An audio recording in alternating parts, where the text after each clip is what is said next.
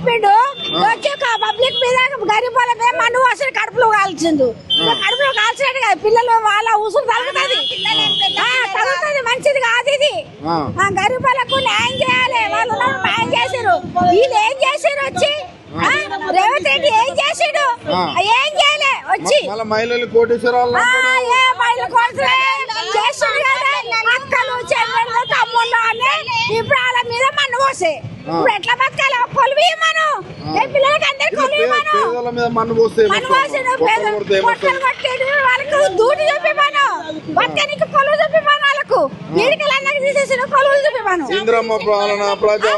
వాళ్ళంతా మంచి చేసాడు, వాళ్ళంతా మంచి చేసాడు. ఈయన వచ్చేసంటే పబ్లిక్ ఖరాబ్ అయిపోయింది, మొత్తం ఖరాబ్ అయిపోయింది, మొత్తం ఖరాబ్ చేసాడు.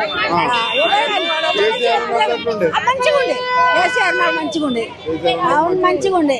ఇప్పుడే గరీబ్ వాళ్ళ మీద మనం వస్తుంది, గరీబ్ వాళ్ళ మీద మనం వస్తుంది.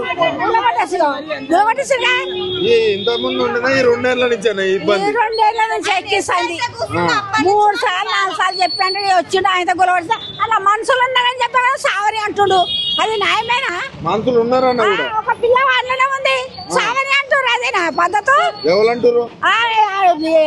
తీసేటాడు, సామాన్ తీసేటాడు, గులగొట్టేటాడు. ఎక్కడ పోతారు? సావనియా? పబ్లిక్ సావనియా? హైదరాబాద్ బతికే పరిస్థితి లేదు, లేదు బతికే పరిస్థితి లేదు. బిచ్చమాడుకోవాలి, బిచ్చగా తీయేస్తుడు. వచ్చి దిగిపోమాను, ఉండదు దిగిపోమాను. 5 ఏళ్ళు ఉండే అవసరం లేదు. రాడు రాడు రాడు రాడు ఆయన వచ్చే పదర్శే లేదు. పేరుకేమో మహిళలు కోటేశ్వరాలు ఎవరు చేయలే, ఎవరినేం చేయలే.